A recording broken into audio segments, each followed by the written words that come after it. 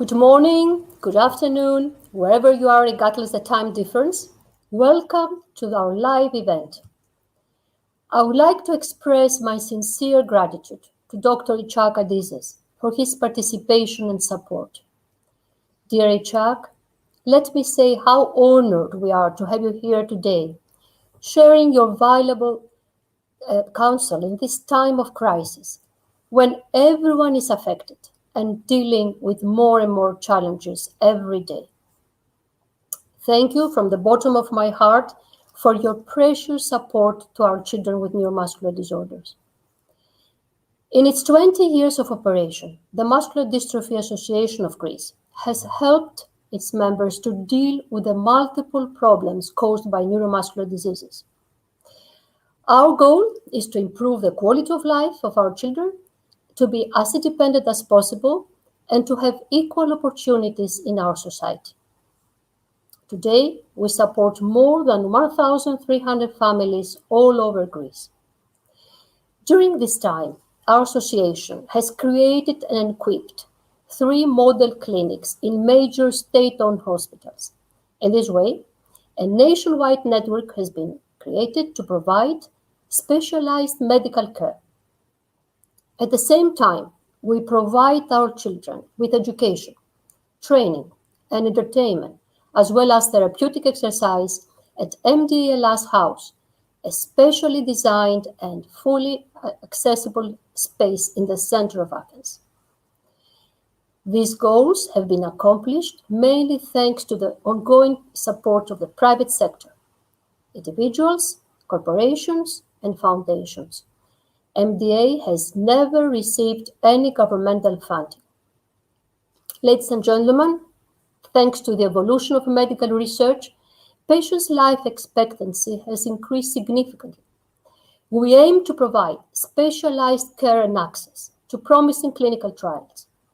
Our association has recently launched a partnership with the Jane Foundation in Seattle, in the United States, and also belongs to various European networks. 2 of our clinics have been certified, one as a center of expertise and the other as a clinical trial center. Our next goal is the creation of a model clinic for adults in Athens. All the proceeds from today's event will be donated for this cause.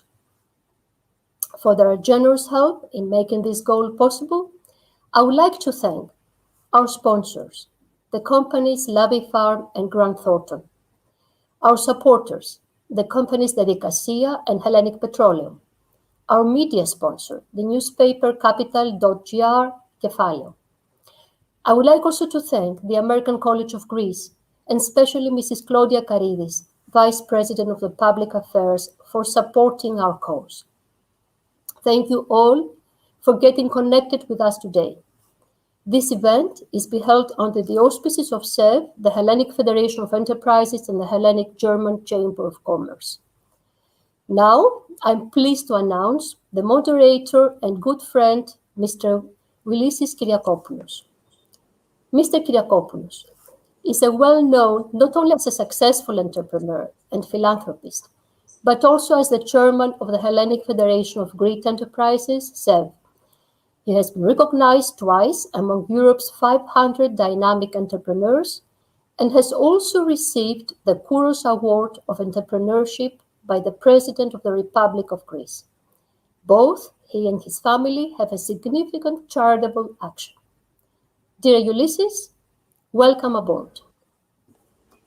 Hello, Vanna. It's a great honor and a pleasure to introduce tonight to our friends and audience Ichak Adizes. Dr. Adizes is the founder and president of the Adizes Institute, a leading international consulting firm ranked by Executive Excellence magazine as one of the top 10 consulting firms of the US. The Institute is headquartered in Santa Barbara, where Ichak lives, and he will address us actually from California today. Dr. Adizes has served as Dean of the Adizes Graduate School for Study of Leadership and Change, which trains Adizes managers, consultants in its clinical doctorate program. Dr. Adizes has listed in Leadership Excellence magazine as one of the top 30 thinkers of our time. For his contribution to management theory and practice, Dr. Adizes has been awarded 14, actually I'm wrong, it's now 21 honorary doctorate degrees from several universities around the globe. He has received, among other things, the Ellis Island Medal of Honor for his contributions to America. Dr. Adizes has published 26 books in 36 languages, and we have recently discovered that his books have not been published in Greek. So we're going to do something about it sometime soon. Dr. Adizes was born in Northern Macedonia, the country neighboring Greece. He has worked for many years in Greece and has a lot of friends and clients here, among them in the pharmaceutical sector, in the automotive business, in the mineral sector. My old company, S&B, used to work very closely with Adizes, and I would say that he has been the most influential person in my professional and probably also has a great impact in my personal life. I have to tell you that he loves our country and he loves to also dance Hasapiko.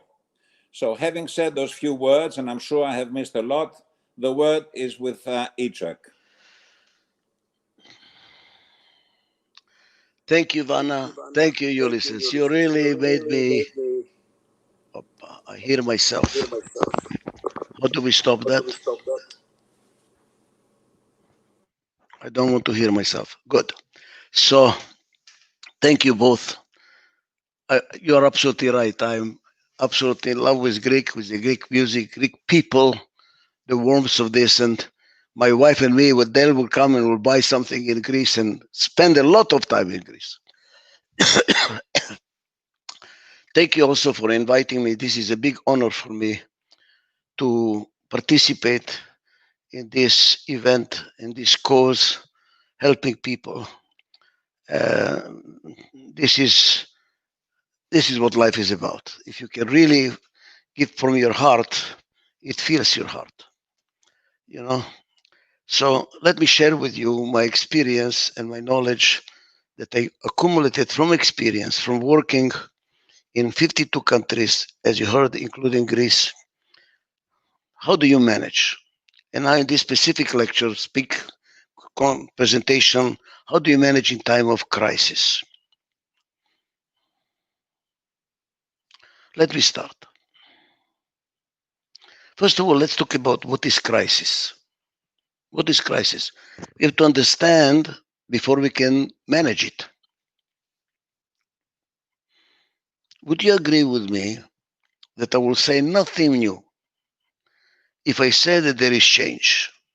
And by the way, the change did not happen just with Corona. The change started with the Big Bang, when the world was created. What happened at that time? According to physics theory, time and space started. Time and space. And what is time? Time is change. We're changing right now. Every second, something is happening, is changing. First, what they call it YPO, take-home value. You cannot stop change. Why? Because you cannot stop time. Some are trying, by the way. The very, what they call it, radical religions or political parties trying to stop change. You cannot. You can stop yourself, but the world continues. You can stop your company, the world continues. You can stop the country, the world continues. Now listen to me. Even if you are on the right road, if you don't change, a truck will come and run you over. Some companies do, we are doing very well. We are doing very well, you know, America, we're doing very well. A truck might run you over because while you're standing, change continues. You cannot say, I stopped, so everybody stopped, which, by the way, the radical Muslims are trying to do that. They're trying to stop the world because they stopped. Nobody will succeed. Change keeps going. So we better learn how to manage it. How? What happens when there is change? Do you agree with me that everything is a system? The universe is a system, by the way. The world is a system called ecosystem. You as a human being, you're a system. A company is a system. A forest is a system. And what does it mean, a system? It's composed of subsystems that collaborate for the total system to work. And every system is a subsystem of a bigger system. And every bigger system is like the Russian dolls, one everything under the other. So every system has subsystems. When there is a change, the subsystems do not change in the same speed. Take a company example. Some of you are executives. I can take also a personal example, but let's start with a company. You have the marketing subsystem. You have the sales subsystem. You have a production or operation subsystem, financial subsystem, human resources subsystem. What happens when there is change? They don't change at the same speed. Marketing changes relatively fast. They do marketing research, sit down, we are going to change the price, we're going to change the product, we're going to, yeah. How long does it take to change a sales force? Oh my God, wait a moment. You have to train them, you have a little bit longer. How long does it take to change the production? Oh. How long does it take to change the accounting system? You should live long enough. Right? And how long does it take to change human behavior? Oh. Now we are talking. So what happens because of these relative differences in speed? That it's the same thing with the human being, by the way. Not all parts of the body change at the same speed. Some get older faster. That's why when we get old, we are falling apart. Why do you think we are falling apart? Because the different parts of the body do not change at the same speed. And as the subsystems do not change at the same speed, it creates gaps. It creates cracks. Those cracks are manifested in what we call problems. Here is a take-off value, YPO again. You always want take-off value every 10 minutes. Here we go. Any problem you have with your car, it does not start. With a faucet, it does not work in the house. With your marriage, with your company, with your country, analyze it. Something has fallen apart. Why? Something has changed. I'm telling you that. You take your car to the garage.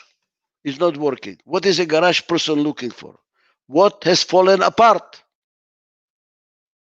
Because it's a system. One part falls apart, the system doesn't work. Same thing in medicine. Same thing true in a company. Now here is a catch. We are living in very, very unusual time.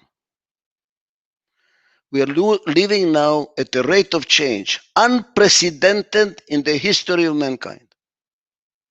The rate of change. Unprecedented. By the way, that explains why many of the diseases we have Our human body develops at a certain speed, you know. It took thousands of years to lose the tail. We used to have a tail. Million years we lost a tail. Now at the rate of change with a what is it called? Adapted vegetables when they make them genome, whatever it's called, and with all the chemicals and all the pollution and the water and the stress, the body cannot change so fast. It's not used to. It needs 1,000 years to change at the speed we are going. So what does it develop? Cancer. Cancer says, you know what? I can't change anymore. I don't know what the hell is going on. I don't know what's going on anymore. All kinds of diseases because of change. Here is the formula. Change causes disintegration manifested in what we call problems. Now, how do we solve the problems? Stop change. There will be no more problems, no more disintegration. Well, we already said you cannot do that. You cannot stop change. So what do we have to do? We do it from the other side. We have to treat that disintegration. So what is the solution? If disintegration is the causes of all problems, what is the solution? Integration. That's called healing. You know what the word healing comes from? From the word whole. Make it a whole. Psychologists say oneness or illness.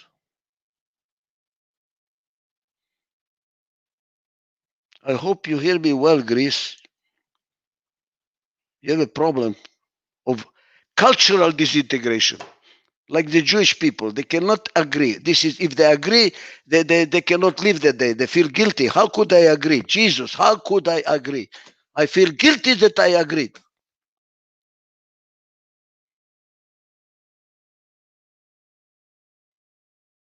Now look, all the subsystems are different. Now, if you know, those of you that know my methodology, which I hope Ulysses will translate my book, so finally Greece will know it, PAI, they're different. P subsystem, A subsystem, they're different. Some are for the long run, some for the short run, some deal with effectiveness, some deal with efficiency. All of them are needed for the total system to work well. But they change at different speed. So you need to integrate them. Aha. Here is a secret. Go to any church of any religion, including the Hindus in India. And you will see that the saints stand like this. What the hell is this? Why are they standing like this?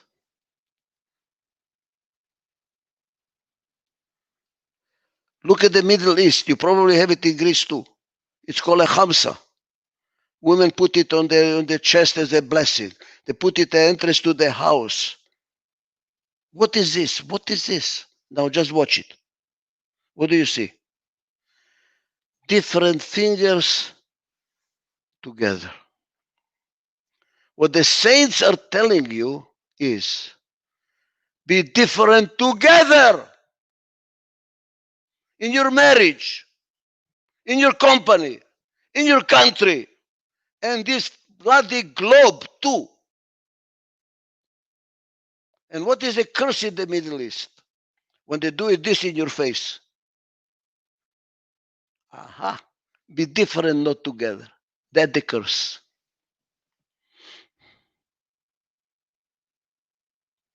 Some religions, some political parties say we should be together, but the same.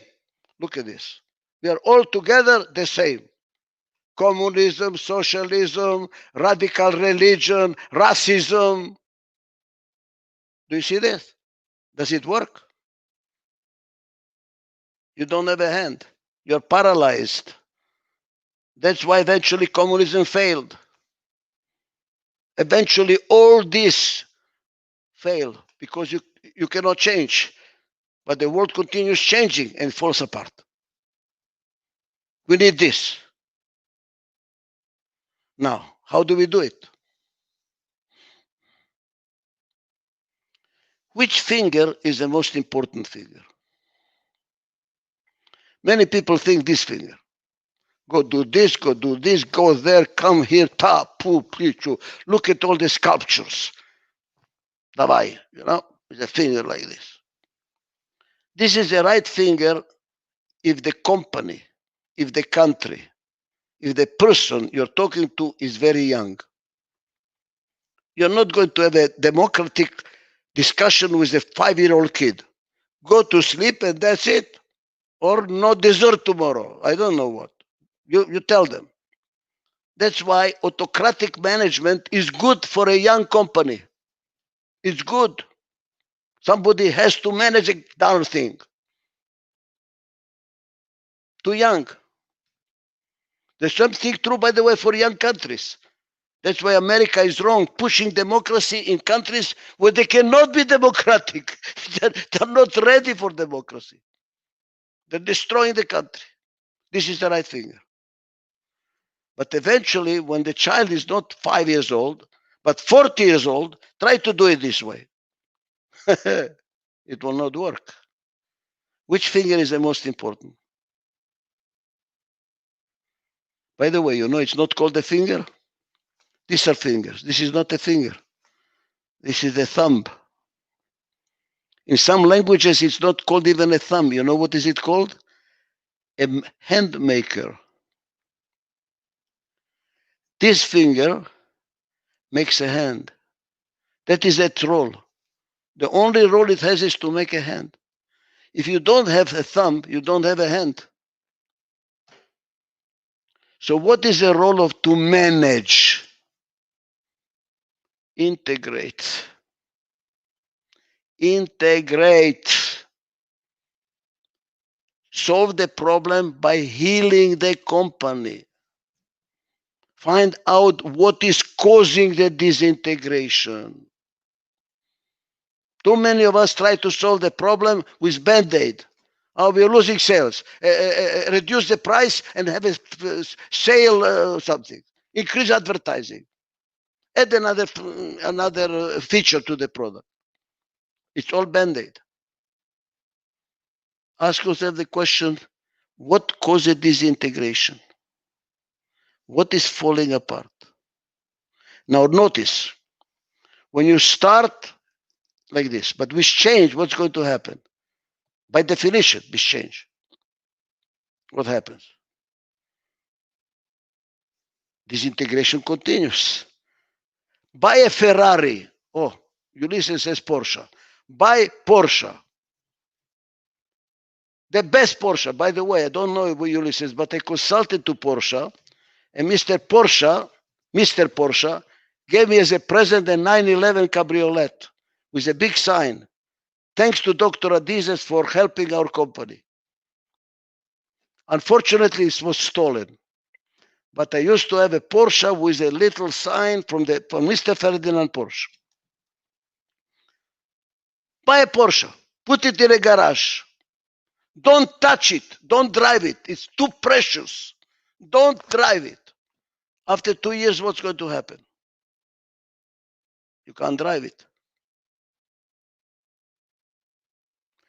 My dear friends, time disintegrates by definition. It's called entropy. There is nothing for you to do. Do nothing. It happens by itself. So you continuously have to integrate. It's an ongoing job. It's not a bring a consultant, take you goodbye. It's like a diet. If you diet, you will never lose weight. You lose, you gain. You lose, you gain. You have to change your lifestyle.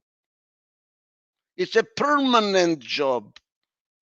That's what Adizes does for companies. We are not consultants. I refuse to be called a consultant. We are organizational therapists, healers. We teach you to change your lifestyle, to continuously integrate your company because it's continuously falling apart. Not because of you, because of change. And you have to learn how to do it, by the way. It does not come with good intentions. There are tools. And those of you that have been my clients, you know that we have manuals, we have systems, we we train. We are more trainers than consultants to change your lifestyle. Same thing is true for a family. I have a book, Ulysses, called The Power of Opposites, how to apply a decent methodology to family life, because a family is also a business. It has budgets, it has definitions of job descriptions, it has a vision, it has a task. It's a business. And it also needs to learn how to integrate.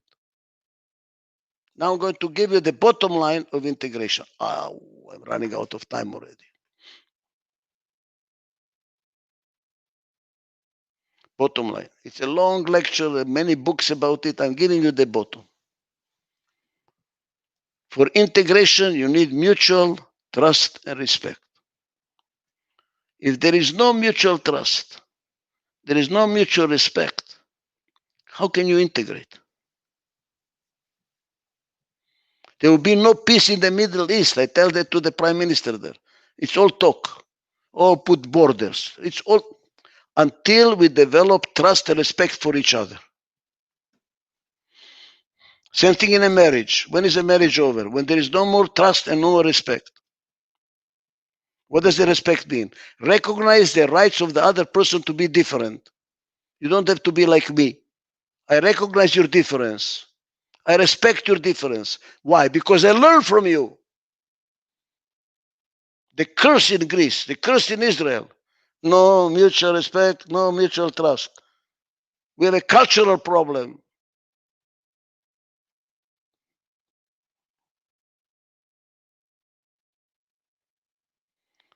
What's a good manager? What's a good leader? You know, I do a lot of consulting to prime ministers. And prime minister says, Dr. Adizes, we have this crisis. What should we do, you know? And he's waiting for, economic crisis. Expecting for me to give him some macroeconomic recommendation. Maybe we should do devaluation. Maybe we should do some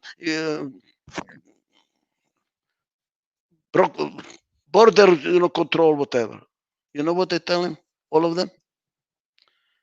Mr. President, whatever you do, don't lose the trust and the respect of the people. That's why I have a problem with Trump. He's doing the right things. Many things he's doing right. But you know what's wrong? He's destroying mutual trust and respect, which is the most important thing for a company, most important thing for a family, most important thing for a person. A person that has no self-respect and no self-trust. What the hell do I do with him? He's busy between his ears. Oh, I don't know what to do. I don't know what to... I want somebody who has it all together. Now, I want to finish by telling you one more thing, and I think that's going to be enough for today.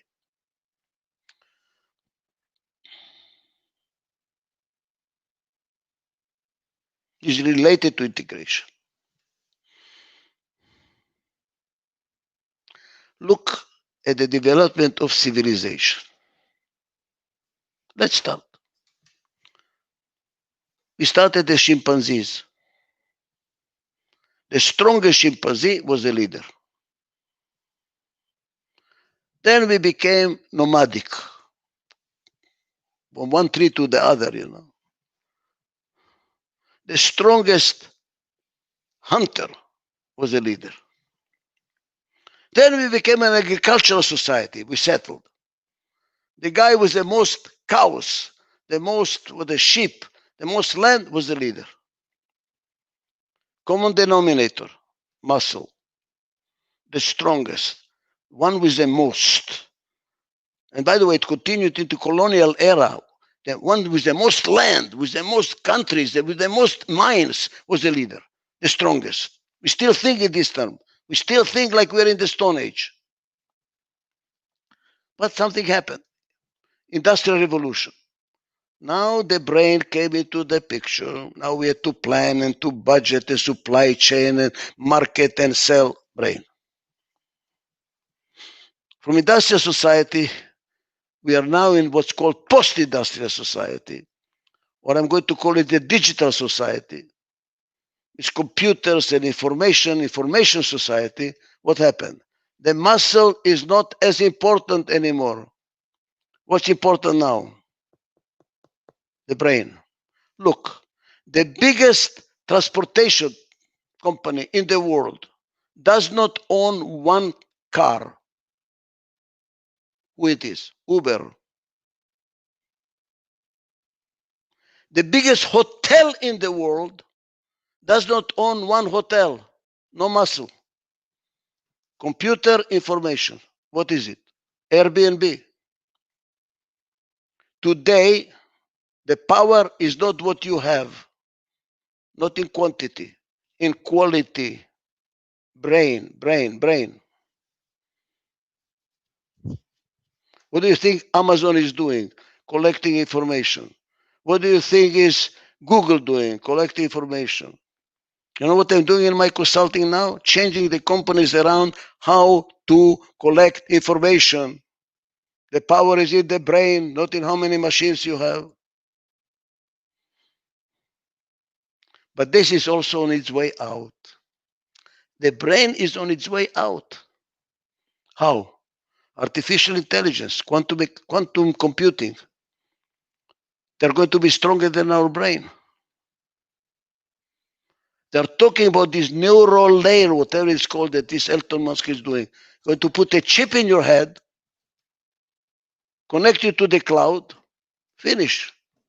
You don't have to think. They will give you the answer processing it. The brain is out. What is on its way in? What is the future? From muscle to brain. What is the future? Please hear me. Please. The future is the heart.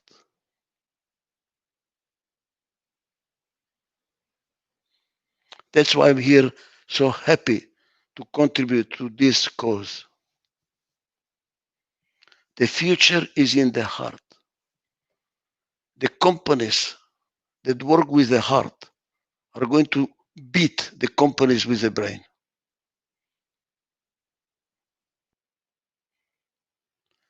That you really care. People know it. That you truly care.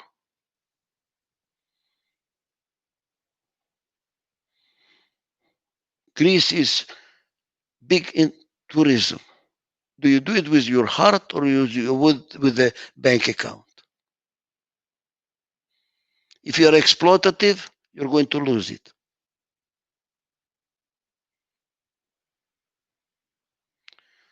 I thank you very much for the opportunity to talk to you. Help MDA. They deserve it. They work with the heart. Thank you very much. Thank you, Ejek, for this first remarks. I have a few questions here ready for you, and one which is directly to what you said. Can you please elaborate a little bit on how do you integrate people that have different personalities, different styles? It appears to be a very difficult task. So Sure. can you maybe say Look, something I will give you a it? simple answer, which will sound like I'm doing a commercial, but I have to tell you the truth. I worked on this subject honestly for 50 years. Anytime I work as a, unfortunately called consultant, I will be watching. I did not do it from books. I will watch people. I will watch people and take notes and take notes and take notes and take notes. And I wrote a book calling Leading the Leaders, how to treat different people, how to manage different people. I'll give you an example. There are some people's style, I call them style, managerial styles. I have 3 books about it, but leading the leader is how to handle them. Who's very entrepreneurial. What does it mean? They like always to talk. They have ideas every morning, another idea. They're very dangerous after a vacation, and they're very dangerous after flying more than 3 hours on a plane, because when they come, everybody says, oh my God, here he comes. 300 new ideas, possibilities, priorities. Everybody is running crazy around. How do you handle somebody like this? Number one is never tell him no. You say no, they go crazy. What do you mean no? Because they take it personally. It's not just an idea, it's my idea. And you're telling no, you're undermining me. Never. Always say, okay. And then what do you do? How do you defeat them? Because they have a crazy idea. The guy is going to burn the company down. You go back, you make a long list of details, questions, where you ask to make a choice. They don't like to make a choice. They want to have the cake, give the cake, rent the cake, lease the cake, give the cake. They want everything at the same time. That's a typical. Okay? By the way, Trump.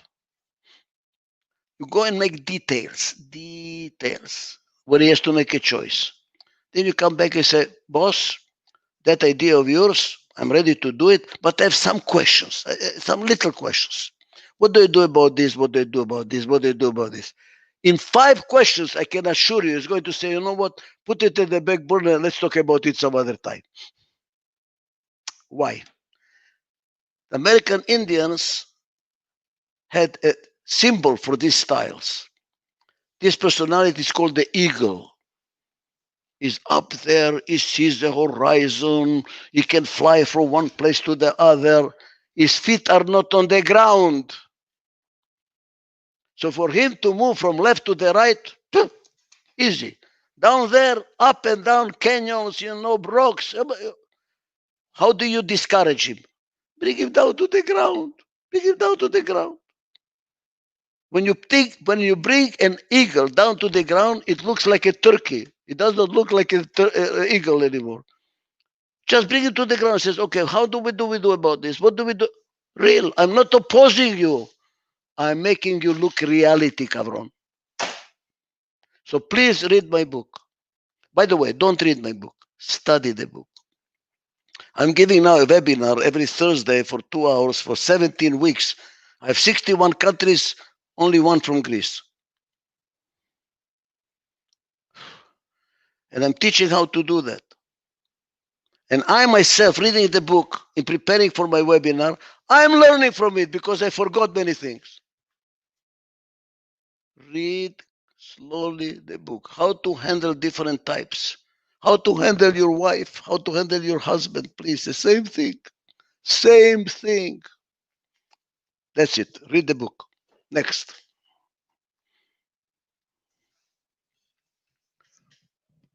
I don't hear you. Yeah, I have another one. Uh, uh, could you please explain how we can build trust and respect in recent times where deglobalization is the new trend? How can we trust governments that try to control behaviors? How do we get rid of the conspiracy theories? How can we handle, for example, misinformation, which seems to be, creating a lot of noise right and left? That was the most difficult question I heard in the last 10 years. I just came in from a doctor yesterday. I have pain. In my age, I'm 83 years old. I have pain in my knees. And he looked at my picture and says, we need to do a total replacement of both knees. Can I trust him now? Or is he trying to make money from surgery? What do I do? By the way, there is a book, How to Avoid Unnecessary Surgeries, because the doctors are trying to make money now. And they make you prescriptions that you don't need. They need money. Come again and come again and come again. How do I trust my lawyer that he's not prolonging the system, that the thing just more, he can charge more? How do I trust the government with fake news? How do I trust anybody? How do I trust the food I'm eating that it's not going to kill me? Very difficult times. The only thing I can say is We need to get united and to listen to each other. To listen to each other. To have organizations that we establish, that we trust, that tell us what to trust, what not to trust. There is an organization I'm supporting in the United States. We're teaching people, they're journalists, they teach people how to identify fake news, how to analyze news to see if they're fake or not. We need to control Facebook. The people are putting bad information in the Facebook. And you know what it starts with? The heart again. We need to find people that have a heart, that are not trying just to make money, that have integration. Because what is heart? Integration. What is heart? Love. You know what is a maximum integration? Extreme integration? Love. We need to bring love to life. It's not going to be easy because everybody is still in the Stone Age. More. We have to move from more is better to better is more. We need more people with heart. I tell you what I'm doing. I joined a meditation organization from India called Heartfulness. And I meditate every day. You know, focusing on what? On my heart.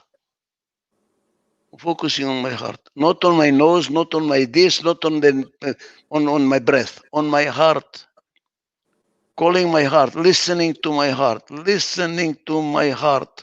Does it feel good or not? If it does not feel good, I don't do it. I have no other solution. Okay, but you have, for many, many years, taught organizations on how to build mutual trust and respect, and at least how not to destroy mutual trust and respect. You have many techniques that help develop that climate, which is absolutely necessary for the organization to move on. Right. So maybe you wanna say a few examples. Sure. What does destroy trust? I mean, our country did manage to destroy its image and the trust people had in it, as you probably know, with very serious consequences 10 years ago. So it's going to take, and it seems to be taking a lot of time to rebuild the trust we have destroyed. Okay, my methodology, which is very successful in changing organizations and building mutual trust and respect. I'm very proud to say the methodology for companies works. We have examples of companies in Greece, like you heard, Karakopoulos and Petropoulos and others, that have been very successful with this methodology. Here is how you do it. By doing it. By not talking, by doing. Doing what? There are 4 variables that you have to establish in the company to build mutual trust and respect. And it takes 11 workshops, 11 phases, 11 interventions to make that happen. You start first with the diagnosis of the company, but we don't diagnose the company. We give them the tools to diagnose each other, and they themselves say, oh, now we know what we have, what the problems we have. And we, the whole group, agrees what we need to do to change. So we cause them to agree on the problems and a plan of action by giving them tools to come to reality in a very organized, systematic way, not with accusations, not with finger pointing, very systematized. And we are teaching them you can diagnose problems with respect and trust. That's the first step. With tools. Then solving problems in teams. Something like now it's very much in favor now. Agile it's called, and Scrum, all kind. We have a better system than that, much more deep. Team problem solving. Then opening the channels of communication from the bottom up, which are usually clogged in a company. They try to use, suggestion box, open door policy. Open the channels. Because whenever the energy flows only top down and not bottom up, you will get clogged energy. And that's a sign this is the reason for disease. Organizational disease, human disease, energy does not flow. You might call it this as a homeopathic methodology for organizational health. We give you the tools for you to open the channels. Then, common mission. Where are we going together? What is this company about? What are they trying to do in a changing environment? Together, together, together. Then, and the most important, everything is preparation for it, which is organizational structure. Because if the structure is wrong, everything you do does not work very well. Because we are stepping on each other's toes. We are not working together because the job descriptions, the definitions, and the structure is wrong. We work very hard to make the structure like a watch, perfect, working seamless. Then the structure is 3 components: defining the responsibilities, defining authority. Who has authority to decide? And how does it reflect itself in the budgeting system? So the budgeting system has to reflect the organizational structure. And then the reward system. We usually talk about we need teamwork, but the reward is on individuals. So it does not happen. You want to have a teamwork, you have to have a team reward system. You have individual reward bonus for individual achievement, and then achievement for teamwork. So if there is no teamwork, you don't get it. So now people know, oh, that's a reward. We have to work together. I Right think now, yeah. I'm gonna take something you just mentioned to push you in a direction. One of the most valuable concepts that I learned from you is how to take a good decision and how to make sure to implement decisions. Could you please tell our audience and our friends here a little bit about those two topics? Explain also, in other words, what is capital? There's a lot of confusion between authority and power, for example. Absolutely. But let's start from the first step. How do you take a good decision? Yeah.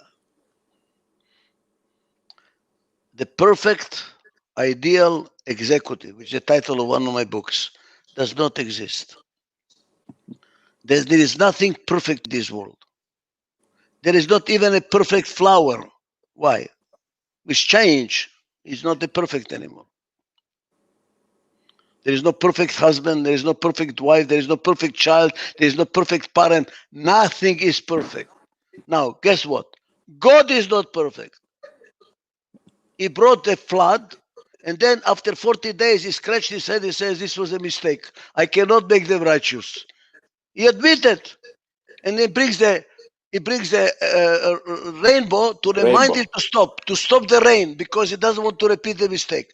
God admits he made a mistake. So the perfect person that makes perfect decisions all the time on any subject is mentally sick. Does not exist. So what do we need? To learn from each other. I see something which you don't see, and you see something I don't see. We learn from each other. You see this? One person is an eagle. He sees the horizon, feet not on the ground. The other one, the bureaucrat, sees all the problems, but does not see the horizon. Who is right? Both. So we need a complementary team that learns how to share information openly with mutual trust and respect, and learn from each other to create a better decision that none of them alone can create. And this is a 5-day course. We are starting now in November. Please join. Anybody, write to me, or enroll you in the class. How to do that? How to take 5 people that don't agree on day of the week to learn from each other and say, oh my God, I'm learning so much. We made a better decision together. You need what I call it democracy.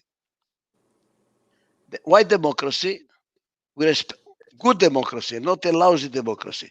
Working democracy, where we respect each other's opinion, each other biases. Liberals have bias, socialists have a bias, the conservatives have a bias. But we learn from each other and we make a better decision together. Openness, respect for each other's differences, learning from each other to make a better decision. But that's not good for implementation. Try to implement change in a democracy. Anybody can undermine the solution, That's, by the way, why democracy is dying all over the world. Democracy is dying because the rate of change requires a lot of decisions very fast, and democracy is very slow. So it's not working. All over the world, we are getting more and more autocratic leaders because the situation demands for faster decisions. How do you implement? Now, this is important because we have here the Athena school, whatever. You have a college here, a university. In all business schools, and I taught in many of them, and I give lectures to everyone because of my honorary doctorates, they only teach how to decide. They don't teach how to implement. Not one course on implementation. The assumption is if you make a good decision, you will implement it. What's wrong with you? It's a good decision. Not true. Many good decisions never get implemented. And bad decisions immediately get implemented. Why? Here you have, for implementation, you need common interest. What unites the different thinkers to work together is common interest. Do we have common interest? Not easy to get common interest. So you need somebody with a strong head that says, guys, that's what we need together. And we are going to do it and no dissension. Get together behind the wheel and push. That means we have to unite. Who has the right to decide? Together with all those that can undermine his decision. You have to bring them in to see a common interest. You have to unite power, authority, and influence. Influence means those people that are whispering in your ear and saying, don't do this, do this, don't do this, do this, don't do this. Now, when they get together and agree, implementation is sure. So you need to bring the common interest of all the interested parties. Why should the workers cooperate?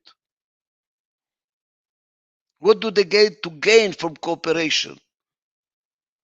We need to be, let's talk about that for a second. Important, Ulysses. In time of Corona, here is a mistake so many companies are doing. Fire 30% of the people, so the balance sheet looks good, the profit looks good, we are surviving. Wrong. Why? First of all, the 30% that you're on the street, unemployed, it's going to cost you a tremendous political problem. It's going to come and bite you. We are going to give them money to keep them quiet. That's what they're doing in America. How much is it costing you now? Inflation is going to go through the roof. What should we do? Together. I did in my company. I did not fire anybody. We all took a 50% cut in our salaries. All of us. All of us working part-time. We are all suffering. I took a 60% cut. My secretary took a 20% cut because she needed more, to survive. So we take cuts. And if there are profits at the end of the year, I give back all the profits back to the people that took a cut. Work with the heart. Why is it good for the company? You know why is it good for the company? When you fire the people, after the corona, you need people. Now try to hire them. How long will it take you to find them, to train them, to integrate them, to give them the culture? Huh? You think you saved money? You're going to pay through your nose later on. Keep the people. The biggest asset you have is people. Good. If they're not good, fire them. But if they're good, why are you firing good people so that the numbers look good? Short-term orientation. Short-term and wrong orientation. Reinforce the culture of integration.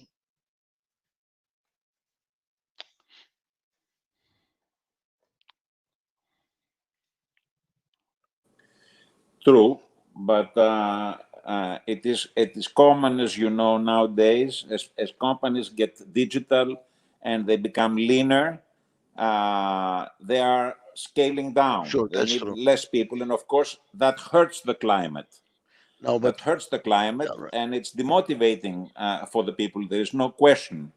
So, how do you align again all the rest of the people so that we don't completely destroy the trust and they understand that this is a necessity and a step to move further forward? I have written a blog This is a about it. question I received Yeah, yeah, sure, from sure, our sure. audience. No, that's very good question. By the way, the questions are incredibly good. I'm proud to be associated with the Greek people. Very good. Look, look, look. I wrote a blog about it, which I write every Friday. I encourage you to sign to on my blogs. The problem is bigger than the company. The problem is social macro problem. You cannot solve it at the level of the company. It's true. We're going into automation, digitalization. We need less people. A lot of people are going to be unemployed on the street. More than that, we're getting older, younger. With all the changes, you cannot catch up. You don't understand what's going on with the technology. I, for instance, anytime they tell me upgrade my computer, I break into sweat. Oh my God, another upgrade, another time to learn. I cannot find my way. I need a special guy. This guy that I have, Yura. Every 10 minutes, Yura, what do I do now? What do I do now? I feel like an idiot. We are getting older, younger. I just have a computer guy working for me in my company. He says, I need to hire an assistant. Why? I don't know what's going on. I'm hiring a 21-year-old now who is going to hire a 17-year-old very soon. We don't know. We are getting older, younger. We are going to be obsolete at the age of 40. Try to get a job at the age of 40 now. You're too old. They will not hire you. So the problem is on a macro level. What I believe we need to do is to change the orientation of the country. Stiglitz, the Nobel Prize winner in economics, wrote a beautiful article about it. We have to discontinue using GNP as a measurement of success of a country. We have to add new variables, what I wrote in my blog.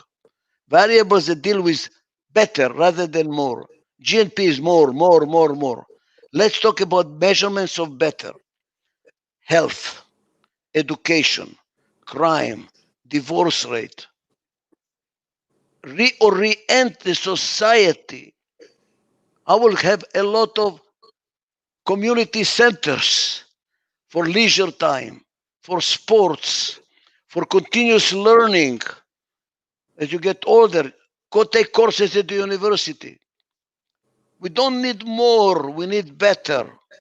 As long as you have enough to eat, as long as you have enough to dress, as long as you have a roof over your head, that's enough. Now pay better quality of life. Because what is happening? With a more, standard of living has gone up. Quality of life has gone down. We have to change it. Now we have to bring the quality of life up on a country level. Then it's going to be okay. We don't need to work 5 days a week. How about working 3 days a week? It's called job sharing. You work 3 days, I work 3 days, and the other 4 days I go fishing, I go do my exercises, I go road jogging, I take a course at the university, I paint, I write music. I enjoy life. We don't need more, we need better. So the solution there is on a country level, country policy level, rather than a company level. Okay. Let me go back to a business issue, or let's say not necessarily a business issue, something which I found extremely important in supporting mutual trust and respect. Maybe you want to elaborate a little bit on that. I read on one of your articles, a good manager is someone who knows how to disagree without being disagreeable. Greeks Yes. tend to How to- yeah, right. Yeah, that's right. We need to disagree, but without being disagreeable. Why do we need to disagree? How are we going to learn from each other if we agree? If two Zen Buddhism says, if two people agree on everything, one of them is not necessary. Talk to yourself. What do I need you? I need you. Now, you know that in business. You go to a lawyer. What should they do? He says, good, good, good, good, good. What the hell did I pay you for? Tell me what is wrong. Don't tell me good, good, good, good. What are the holes in my argument? Where are the holes in my contract? Where are the holes in my negotiation? So I look for somebody who disagrees with me, that I trust. If somebody disagrees with me, but I don't trust him, I say, why is he disagreeing with me? I'm not going to learn. You work with a lawyer you trust. You work with an accountant you trust. You work with a consultant you trust, who disagrees with you. Because if he agrees with you, you don't need him. You don't learn anything from them. Now But he the does question, not. But you don't need to disagree by being disagreeable. that's what You we're can talking look at about. the issue and Sure, not try to diminish the other person's personality. You don't need to right, make him feel bad right. because he has another opinion. That's exactly true. So now here it is what we are going to do. I remember you trying to tell me, slow down, slow Absolutely. down, I will tell you a joke. listen, I'll tell you a listen. joke. I'll tell you a joke. I will tell you a joke to make the point because people don't remember my lectures, but they don't forget my jokes. So here is a joke, which is a bottom line. A father had two children, two sons. One was an absolute optimist. Everything is wonderful. Life is easy. Ah, ha, ha, he. Living in the cloud. The other was an absolute pessimist. Life is terrible. I hate my life. So many problems. Can't take it anymore. So the father decided to give them some experiential situation to try to enrich their style, to change them a little bit. He took the pessimist kid, put him in a room full with toys that a child can only dream about, to show him that life is wonderful, son. You can have so much fun, my son. Life is full with toys. Enjoy life. Why are you so negative? He took the optimist kid, and excuse me if I'm going to be a little bit vulgar because I don't know the right word, and he put him in a room full with horseshit up to his ankles to show him that life can be full with shit. Life is not so good, there is a lot of shit in life. So that not be so optimistic. After several hours, he went to see what's going on. The pessimist kid is sitting in the middle of the room crying. My life is this miserable. So many toys. How can I choose which toy to play with? Why did you put me in this terrible situation to suffer? He goes to the optimist kid and he's shoveling horseshit around, singing, whistling, happy like a clam. Says, how can you be so happy with so much shit? Says, with so much horseshit, there must be a pony around. So when somebody disagrees with you, don't look at the horseshit. Look for the pony. What can I learn from you? Why are you disagreeing? What is it that you know that I don't know? What is the information you have I don't have? What judgment you have which is different from mine I can learn from? Now, some people, it's all horseshit and no pony. They're not, forget them. Forget them. Look, some people have something to say. Unfortunately, some people have to say something. These are the people have nothing to say, but they have to say something. They just waste your time. Disassociate. Forget them. Fire them. Get them out of your company. You're wasting your time. You want to surround yourself with people that are your colleagues. The word colleague comes from the Latin collegium, arrive together. Somebody you can learn from. That's why you always say, May I respectfully disagree with my learned colleague? You never tell to your colleague, you're an idiot. What the hell are you talking about? A colleague you treat very respectfully. All your employees should be your colleagues, somebody you can learn from. You as a president of the company, I have news for you. The worker on the line knows things you don't know, and you better find out what it is. Because you have no idea what's going on down there. You know something? The doctor tells you, you should listen to your body. Very important for being healthy. Some people, their head is detached from the body. They don't listen to the body. What's happening? They're sick. Every president of a company attached to the body. Listen to the little toe. Is the toe moving? Is there any pain in the toe? You have to feel the whole company and learn from each other. It's a question of attitude. If you look at every person as somebody you can learn from, you will treat them respectfully. But if you believe you know everything and everybody around you is an idiot, how do they dare to disagree with you? You have a problem. But I have now tools. This is a 5-day course. I'm only talking about attitude. But there is a course, for instance. You want one of the tools? I'll give you one of the tools. In Odysseus, it's forbidden to talk at the same time, which is very Greek. They talk at the same time. Now and then, you know what happens? Because we don't hear each other, we raise our voices, hoping that by making louder, maybe you will hear me better. At the end, we have a fight. Forbidden to speak at the same time. When I speak, you don't speak. And when you speak, I don't speak. And in this methodology, when we say hard rules, you have to be quiet. I don't care what you think. Take a piece of paper. As you're listening, write down, he's an idiot. I will kill him. I will fire him. What the hell is he talking? But shut up. Let him talk. When he finishes, he will say, Ulysses, now you talk, and I shut up. Why this is true? Because you cannot hear others when you're listening to yourself. You cannot. You cannot hear and listen at the same time. You cannot listen and talk at the same time. Show me a guy who can solve a problem while talking, and I will show you a guy that is making mistakes. Shut up. When you're talking, the mouth is closed.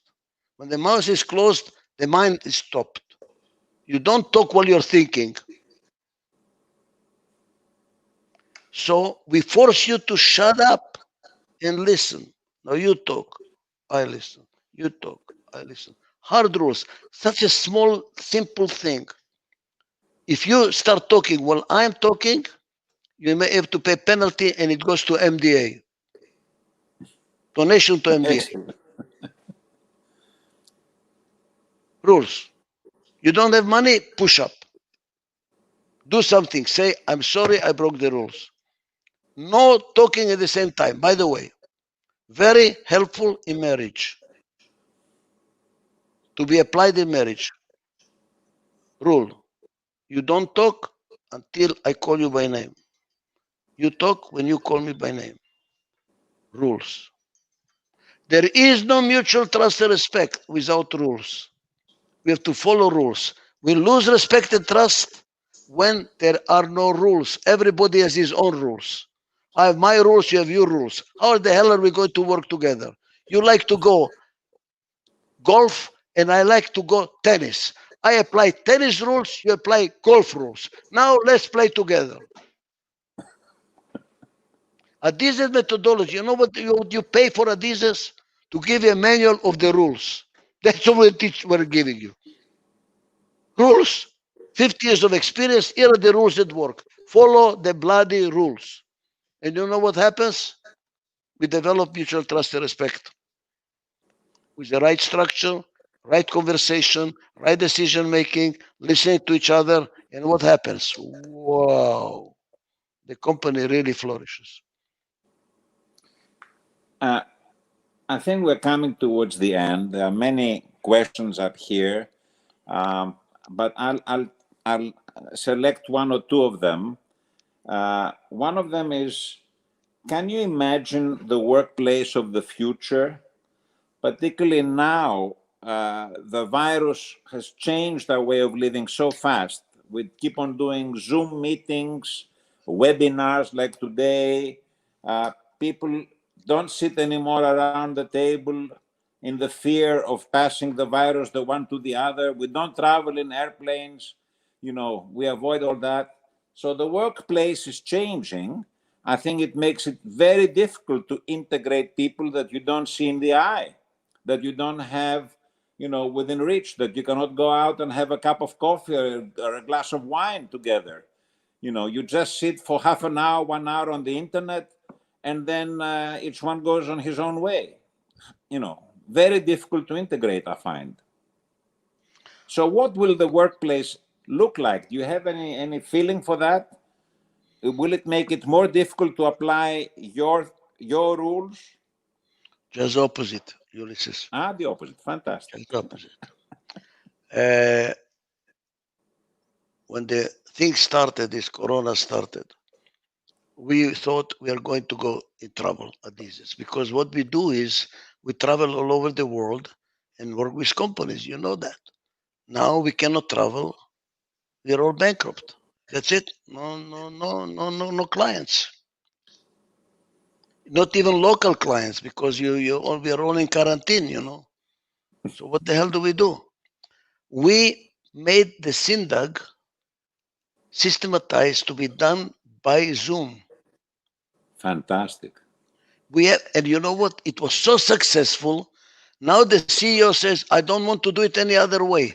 And I want to do it all over the world. I have a branch in China. I want to do a SINDAG now in China with a system. Because look, why? Because here is what's going on. Our business is mushrooming. Last week, I reorganized a IT company with 4,000 people, the structure. 28 people on Zoom by Zoom. Restructure the whole company by Zoom. What you need is more rules. How do we listen to each other? More rules. Really strict rules. Otherwise, the whole thing becomes a mess. And we develop the rules now. We have the rules and it works beautifully. But there is something else that you have to, which is important. I don't think we are going to go back. We're going to start working from home, because people realize, what the hell? Why do I need all this? People traveling, traffic, cost of offices. Work from home. What does it mean? The need for trust is going to mushroom. You have to trust that the guy at home is working. There is nobody there, clocking him when he started, clocking him when he stopped. There is no clocks. You have to trust him that he is working. The need for trust is going to go through the roof. And executives that don't trust are going to be in trouble. Because how are you going to work if you don't trust? You have to rely not on hours, but on results. Management by results, more than ever. Are you producing the results? Am I getting the value for what I'm paying you? Thank you very much. I don't know when you started. I don't know where you ended, but I know you're giving me the value for my money. The whole managerial system is going to change a hell of a lot more around trust and around respect, that you're getting the information that you really need. For instance, I tell people, we make the black book, the black book where we make the goals that everybody's supposed to achieve.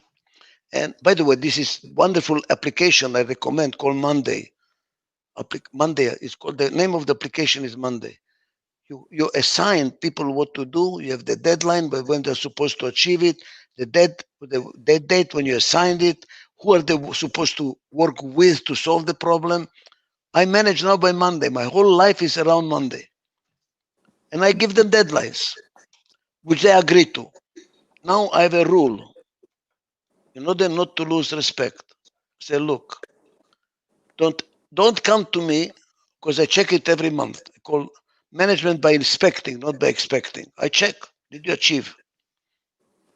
I don't want you to violate the deadline. And then you give me an explanation. Let me tell you what happened, why I could not do it. I say, look, and forgive me. Forgive me. I'll forgive you once, twice. The third time you're fired. I don't want forgiveness. What I want is the following thing. The moment you know that you cannot meet the deadline, call me, let's discuss it, and change the deadline. Because if you call me in time, we can still make some changes. When you violate it, there is nothing I can do. There are no changes I can do. You just stuck me. I need to know because your deadline impacts his deadline, that impacts his deadline. So if you're going to violate the deadline, we have to make some corrections for everybody else. So you have to tell me in advance and not to tell me, oh, sorry, I could not have an explanation. Explanations not accepted. Forgiveness not accepted. People have to change their attitude to tell you, I cannot do it. I need to change the deadline. It is why. Trust me why I cannot do it. The whole thing is now built around trust. Tremendous on trust. Companies that are not going to have a trust and respect in the new environment. And no, trust and respect means integration, which means love. You cannot love people you don't trust and don't respect. Are going to disappear. Hear me well. They're going to disappear. They cannot survive in the new environment. Adhesives today is more needed than ever in the past. More than ever. I like very much what you say, and I tend to agree with you, and I find it very interesting, your analysis. Before we close it and we pass the word to Vanna, one of your recent blogs, because I'm one of the subscribers, obviously, was addressing the issue of decisions from the heart and decisions from the brain. And I want you, first of all, to explain the two differences. But also, you were, in this blog, you were saying there are some decisions you should take from the heart and some from the brain. So, or in some order, order. Yeah. So maybe you can please explain that for our audience. Sure.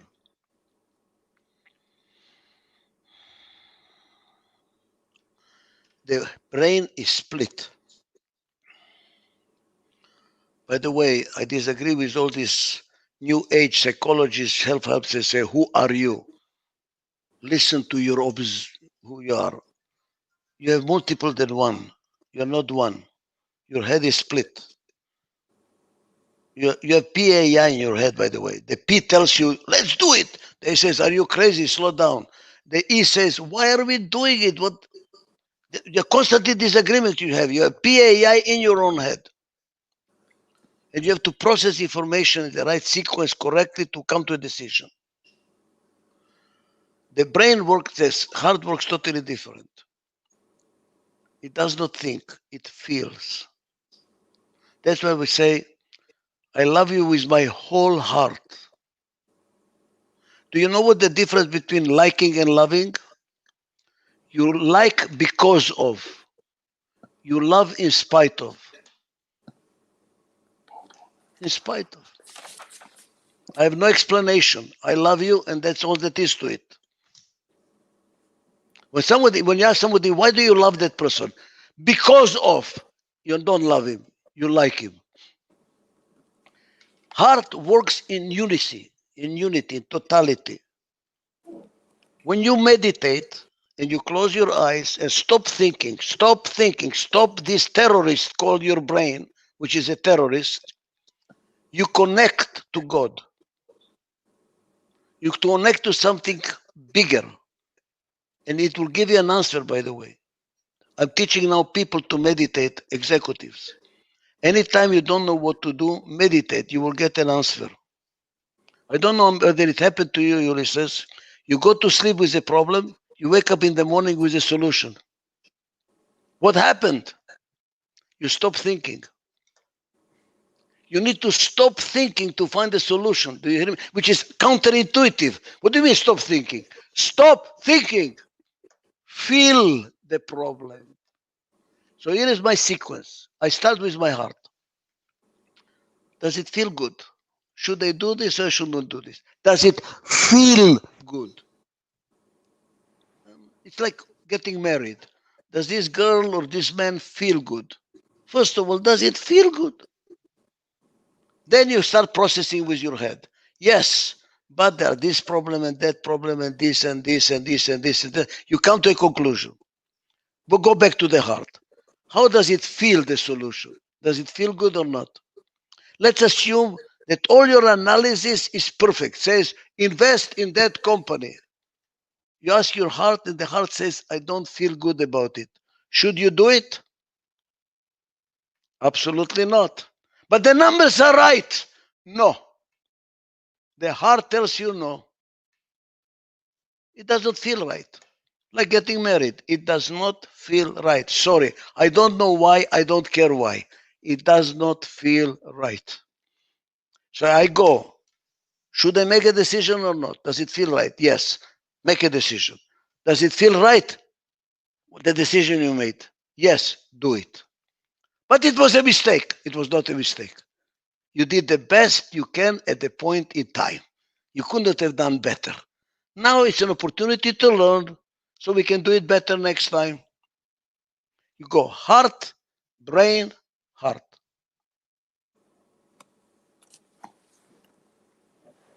Fantastic. Is it always in this sequence? Heart, brain, heart?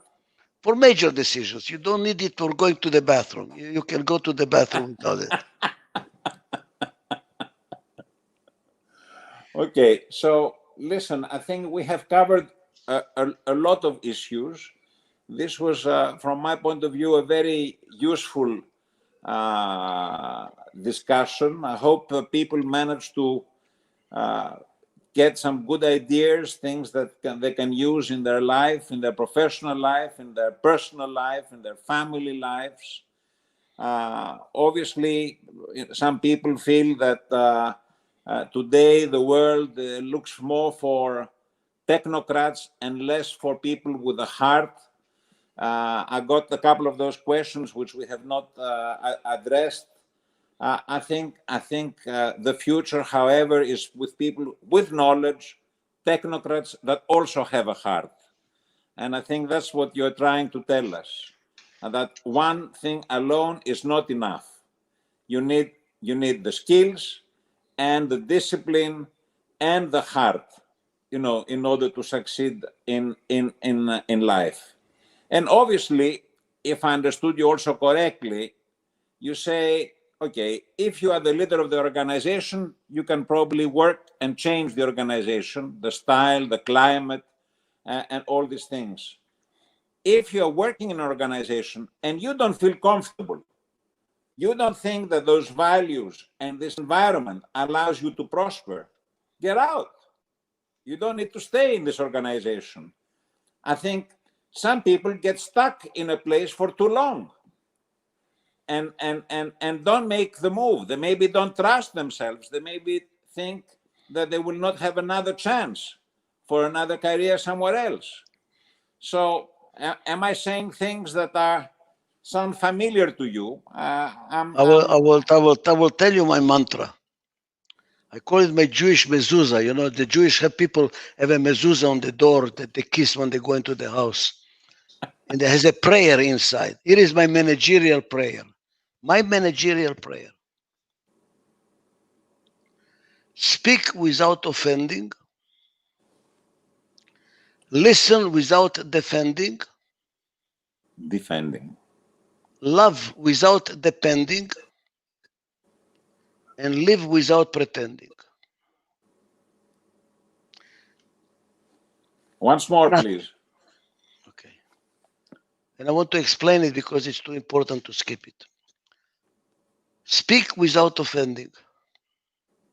Why? Because you are trying to defend something. There is nothing to defend. I want to learn. I might be wrong. What am I defending? I'm open. You don't need to offend. What are you protecting? What are you defending? Listen without defending. Again, for the same reason. Why are you defending? God forbid I'm going to find out I'm wrong. God forbid I'm going to find out that I'm an idiot. I'm an idiot. How great an opportunity to learn. What's wrong with learning?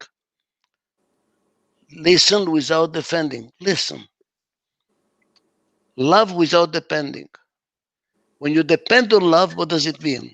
That you are short of love. You don't have love. So you need the love from somebody else. God forbid, if you leave me, I am going to die. I'm not going to die. I still love myself. I'm not short of anything. I'm not deficient. I have love. Love without depending. And live without pretending. Why are you pretending? Why are you trying to be what you are not? You're trying to defend something. The common denominator, Ulysses, is fear. Fear that I'm going to be wrong. Fear that I'm going to prove that I don't know. Fear that is going to prove that I'm a nobody. Fear that I'm going to lose love. It's time to start managing with faith, not with fear. That is a major change for good management.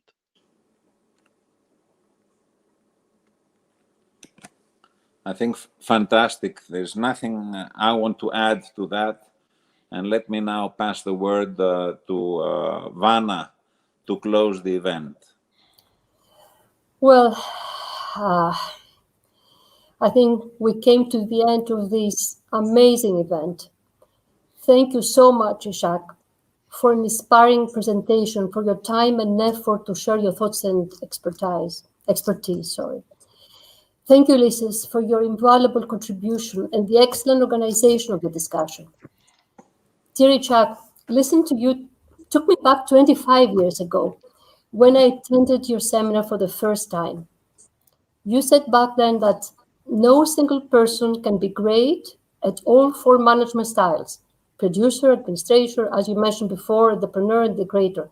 At the same time, it takes a team to be truly effective and efficient in the short and the long term.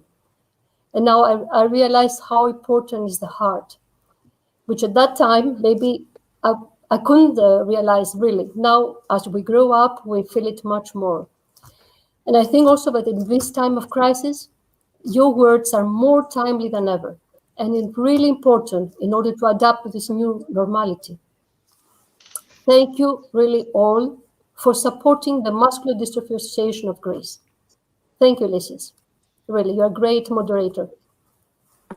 Thank you for giving us the opportunity. Thank you. And I look forward one client in Greece so I can come back. All the best. Great. All Thank the you. best. Bye-bye. Bye-bye.